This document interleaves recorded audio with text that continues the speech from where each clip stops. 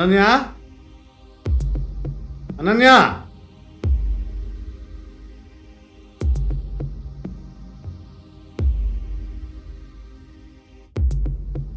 Sir ఇవాళ date ఎంత అని అడుగుతున్నా. నీకు ప్రాజెక్ట్ పెళ్లి 2 రోజులు అవుతుంది. బ్రెయిన్ పని చేయట్లేదు నీకు. అసలు పని చేయడం చేత కాకపోతే ఎందుకు వస్తారమ్మా ఇక్కడికి? మా ప్రాణాలు తీయడానికి కాకపోతే. సార్ ఆల్రెడీ మీకు మెయిల్ చేశాను సార్. చేసావా?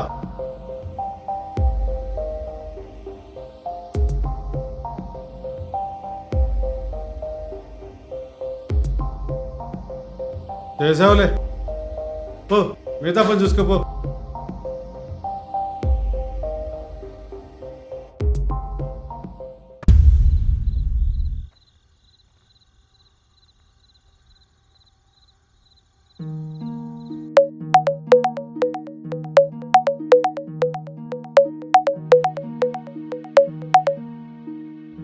హలో అనన్య, హలో శ్రావ్య. ఈరోజు ఆఫీస్లో బాస్ ఏదో అన్నాడంట. ప్రాజెక్ట్ సబ్మిట్ చేయలేదని తిట్టాడే. అదేంటే అసలు? ఆయనేగా ఈరోజు దాకా టైం ఇచ్చింది. నేను అదే అన్నానే, కానీ దానికి కూడా తిట్టి బయటికి పో అన్నాడు. మరి నువ్వు గట్టిగా మాట్లాడొచ్చు కదే. వద్దులేవే, మళ్ళీ నేను ఏదో ఒకటి మాట్లాడి ఆయన జాబ్ నుంచి తీసేసి అవసరం అయ్యన్నీ. అయినా నా గురించి నీకు తెలుసు కదా. తెలుసులే కానీ నువ్వు ఆ భయంలోంచి బయటికి రాకపోతే కష్టమే. నువ్వు మాట్లాడితే అవతల వాళ్ళు ఏమనుకుంటారా అని ఆలోచించడం మానే ఫస్ట్. అసలు ఆ ఇంట్లో నుంచి బయటికి రా. ఎప్పుడు ఇంట్లోనే కూర్చుంటే లోకం ఎలా తెలుస్తుంది నీకు? అది కష్టం లేవే. అయినా చిన్నప్పటి నుంచి ఒంటరిగానేగా నేనుంది. అయినా నాకు అందరిలా మాట్లాడడం, దగ్గర అవడం అంటే భయం. ఎవరికైనా దగ్గరై మళ్ళీ వాళ్ళు ఎక్కడ దూరం అయిపోతారో అని భయపడుతూ ఉండలేనే. నేను లోన్లీగానే ఉంటానే. నేను, నా ఇల్లు, నా రైటింగ్స్, ఇవి చాలా ఈ జీవితానికి. రైటింగ్ అంటే గుర్తొచ్చింది. అసలు ఎక్కడి దాకా వచ్చింది నీ బుక్ రైటింగ్?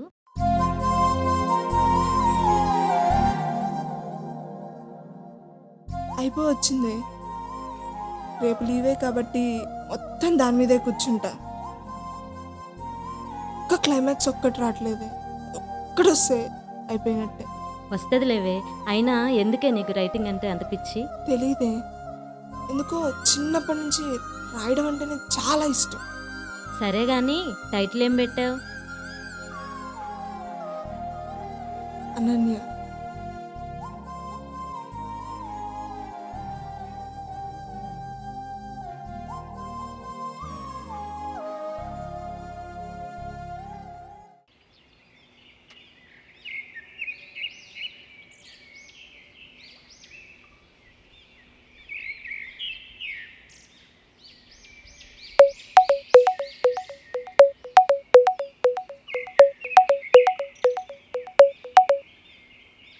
హలో. అనన్య, నీకు గుడ్ న్యూస్ అమ్మా. నీ ప్రెజెంటేషను క్లయింట్స్కి బాగా నచ్చేసింది.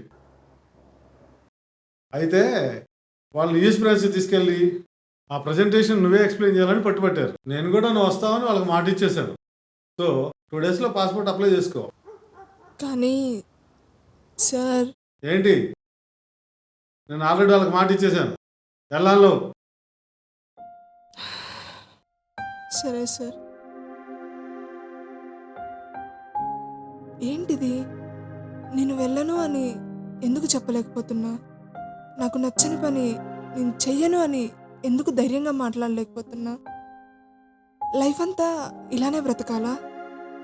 ఇది ఎప్పటికి మారుతుందో అర్థం కావట్లేదు.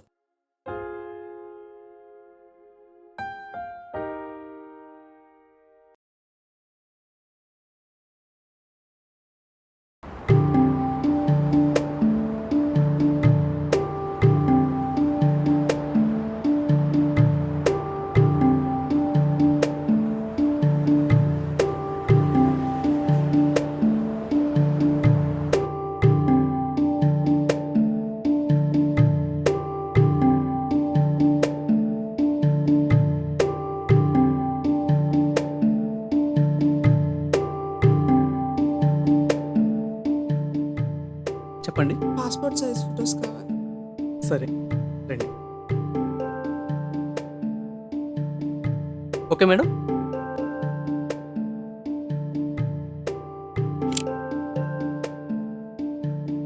ఓకే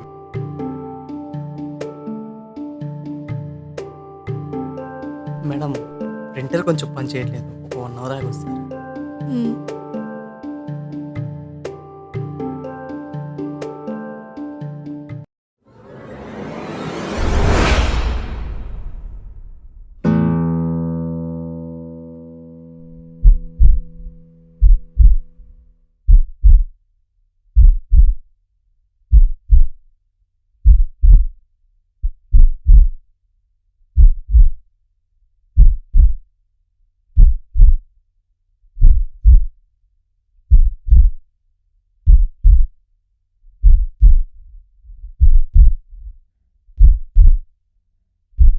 ఎక్స్క్యూజ్ మీ, ఆ?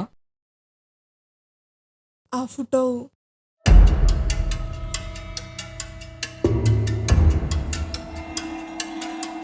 ఈ ఫోటో మా నాన్నగారి కలెక్షన్లో ఒకటి 20 ఇయర్స్ బ్యాక్.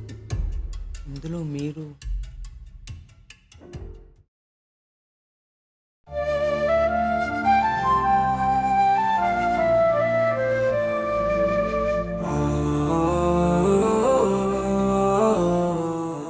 ఈ ఫోటో నాకు ఇస్తారా?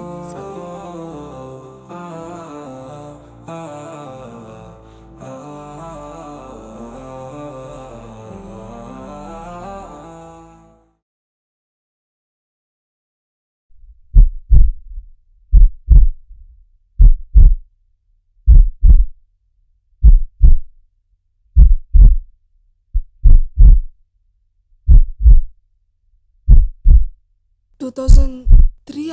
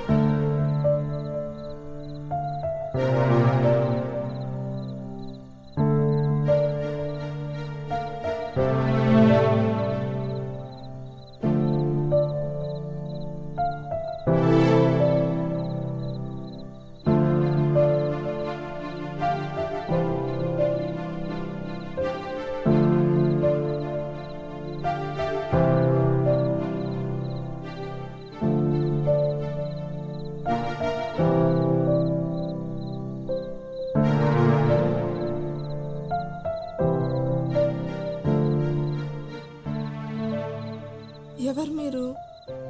అచ్చం నాలానే ఎందుకున్నారు? నేను మీకు తెలుసా? ఈ ఫోటో 22 ఇయర్స్ బ్యాక్ అంటే ఇప్పటికే మీకు చాలా ఏజ్ వచ్చేసి ఉండాలి. నన్ను చూస్తే గుర్తుపెడతారా? రేపే మీకోసం రత్నగిరి వస్తున్నా.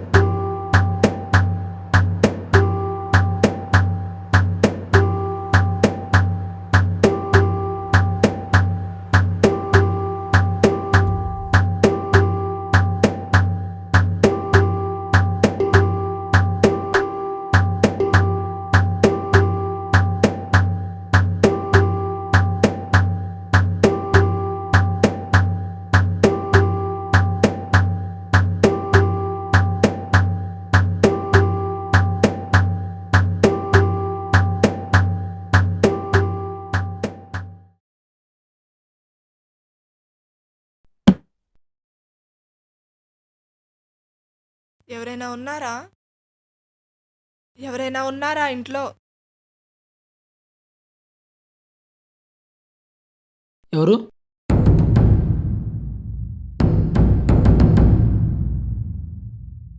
అనన్య, ఎలా ఉన్నావురా తల్లి? మీకు నా పేరు ఎలా తెలుసు? నీ పేరే కాదు, నీ గురించి మొత్తం తెలుసురా. ఎలా? నేను మీకు ఎలా తెలుసు? ఇప్పటికే ఈ ఫోటోలో ఉన్నామని నాలానే ఎలా ఉందో తెలియక పిచ్చెక్కిపోతా ఉంది. ఇప్పుడు నా గురించి మీరు అంతా తెలుసు అంటున్నారు. ఎవరండి మీరు? ఈ ఫోటోలో ఉన్నామకి నాకు సంబంధం ఏంటి? ప్లీజ్ చెప్పండి. చెప్తా తల్లి, చెప్తా. ఈ ఫోటోలో ఉన్నది ఎవరో తెలుసుకోవాలి, అంతేగా? అవును, ఈ ఫోటోలో ఉన్నది ఎవరో కాదు, నా సొంత అక్క. మీ అక్క? మరి ఆమె నాలానే ఎందుకుంది? ఎందుకంటే ఆమె నీ కన్న తల్లి కాబట్టి. నా అమ్మనా? అవునరా, నీ అమ్మనే. ఈ నిజాన్ని ఇప్పటివరకు నువ్వు బతికిన ఒంటరి జీవితం నమ్మనివ్వదురా.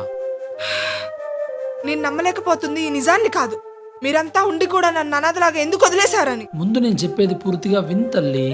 వింటున్నా కదా, చిన్నప్పటి నుంచి ఒంటరితనంలోనే బతికే, ఒంటరిగానే పెరిగా.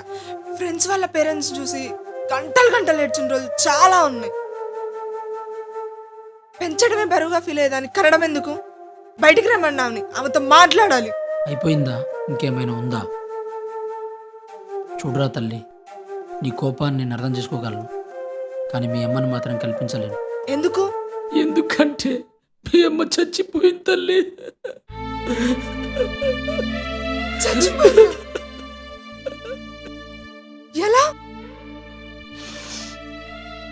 మీ అమ్మకి నువ్వంటే ఎంతో ఇష్టం తల్లి. తను రచయిత్రి కావాలని ఎంతో ఆశపడింది.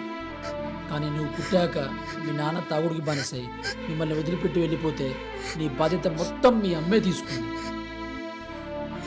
తన కళ్ళను మధ్యలో వదిలేసి నీకోసం పొగాకు కంపెనీలో కూలికి వెళ్ళింది.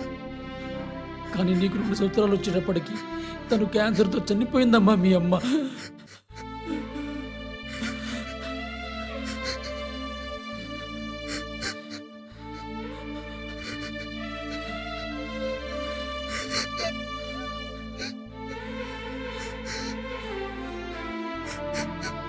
మీ అమ్మ చనిపోయాక నేను నాతోనే ఉంచుకుందాం అనుకున్నా తల్లి, కానీ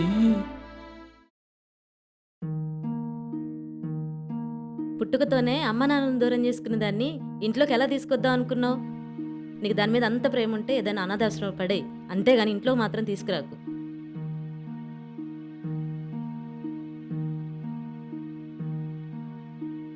అలా జరగడం వల్ల నిన్ను ఆశ్రమంలో చేర్పించాల్సి వచ్చింది. కానీ నీ గురించి మొత్తం తెలుసుకుంటూనే ఉన్నారా. నన్ను క్షమించురా తల్లి. అయ్యో మావయ్య, క్షమించడం ఏంటి? అయినా ఇప్పటిదాకా నేను ఒంటరిదాన్ని అనే ఒక సర్కిల్లో బ్రతికేస్తున్నా. నాకంటూ ఎవరూ లేరు అని బాధపడుతూనే ఉన్నా. కానీ నాకు అమ్ముండేది, మీరు నాకు మావయ్య, నాకు రిలేషన్స్ ఉన్నాయి, నాకు ఇది చాలు మావయ్య. ఇక నుంచి ఎటు వెళ్ళకురా తల్లి, నాతోనే ఉండు. వద్దు మావయ్య, చిన్నప్పటి నుంచి ఒంటరిగానే పెరిగా, అలానే అలవాటైపోయింది, అలానే ఉంటా. ఇప్పుడు నేను ఇక్కడికి వచ్చి నీకు అత్తయ్యకి గొడవ పెట్టలేను మావయ్య. అలా కాదురా మావయ్య ప్లీజ్. మొండిదానివే మెమ్మలాగా. ఒక నిమిషం ఉండు.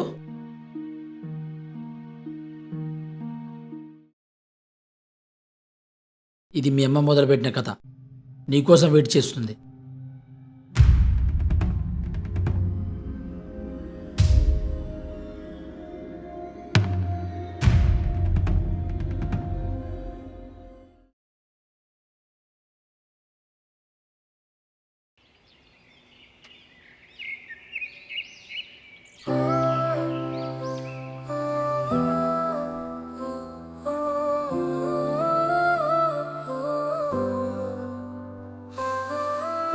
ఆడపిల్లలు అనగానే చిలుకలు పావురాలతో పోల్చి ఈ సమాజం పంజరంలో వాళ్ళని బంధిస్తుంది. ఈ ప్రపంచం పుట్టుకకు కారణం నువ్వు, మూలం నువ్వు. సమస్తానికి అధిపతి అయిన స్త్రీ సమాజంలో భయపడుతూ బ్రతికితే ధైర్యానికి విలువ చనిపోతుంది. మనం పోగొట్టుకోవడానికైనా కాపాడుకోవడానికైనా మన దగ్గర ఉండేది ప్రాణం ఒక్కటే. ఈరోజు కాకపోయినా రేపైనా చావు నీ తలుపు కొడుతుందని నీకు నువ్వు తెలుసుకున్న రోజు ప్రతిరోజు నువ్వు నీలా బ్రతుకుతావు. ఎందుకంటే ప్రాణం అనేది పోయాక నీ పేరు బ్రతకాలంటే నువ్వు నీలా బ్రతకాలి, భయాలతో కాదు.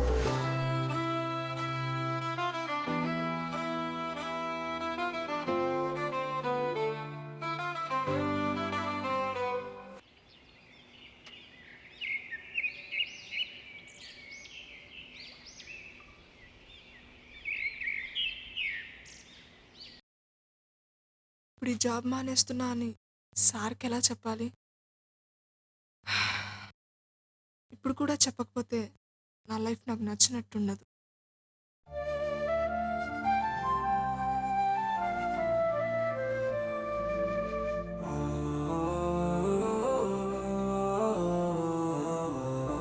సార్, అనన్య, పాస్పోర్ట్ రెడీ చేసుకున్నావా? ఇంకో 4 డేస్లో వెళ్ళాల్సి ఉంటుంది నువ్వు. సార్ నాకు వెళ్ళడం ఇష్టం లేదు సార్. అదేంటి ఇప్పుడు వెళ్ళంటావేంటి? ఆల్రెడీ ప్రిపేర్గా నీకు ముందే చెప్పాను కదా. ఇప్పుడు వెళ్ళనకి కలవదు, వెళ్ళాల్సిందే. వెళ్ళను అని చెప్తున్నాగా. వెళ్ళను అంటే పోయేది నీ ప్రమోషనే కాదు, జాబ్ కూడా. అర్థమవుతుందా? బాగా అర్థమవుతుంది సార్. మీకు ఎక్కువ స్ట్రెస్ ఇవ్వాలనుకోవట్లే. నా రిజిగ్నేషన్ లెటర్ మీకు ఎప్పుడో మెయిల్ చేశాను. రిజిగ్నేషన్? నువ్వెంత మంచి ఆపర్చునిటీ మిస్ అవుతున్నావో తెలుసా నీకు? ఇప్పటిదాకా నాకు ఏదైనా నచ్చదు అని చెప్పడానికి చాలా భయపడ్డాను సార్. ఇప్పుడు నాకు ఈ ఉద్యోగం నచ్చట్లేదు, కానీ నాలో ఆ భయం లేదు సార్. వదిలేయండి. అనన్య, ఇప్పుడు ఈ జాబ్ మానేసి ఏం చేద్దాం అనుకుంటున్నావు? బుక్ రాసా సార్.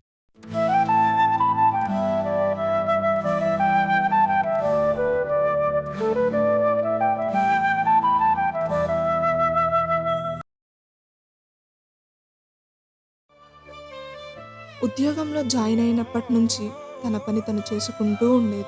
ఎంత ప్రయత్నించినా తన భయాల్ని దాటి ముందుకు అడుగు వేయలేకపోయేది. కొత్త వారితో పరిచయం పెంచుకోవాలి అంటే ఉండే భయాన్ని దూరం చేసుకోలేకపోయింది.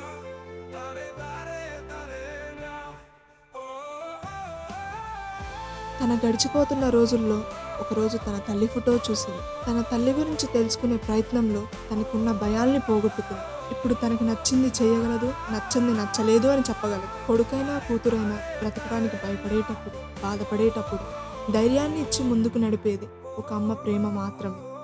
అమ్మ, ఇది ఒక మాట మాత్రమే కాదు, ఈ ప్రపంచ పుట్టుకకే మూలం. ఇది నా కథ, నా అమ్మ రాసిన నా కథ. లవ్ యూ మమ్.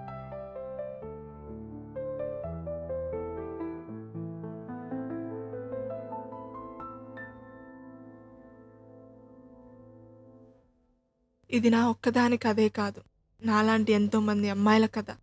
నచ్చని పని నచ్చలేదు అని చెప్పడానికి భయపడేంత కాలం మనం ఏం చేయలేం. ఒక్కసారి ఆ భయాన్ని దాటి చూడండి, చరిత్ర సృష్టించగలం.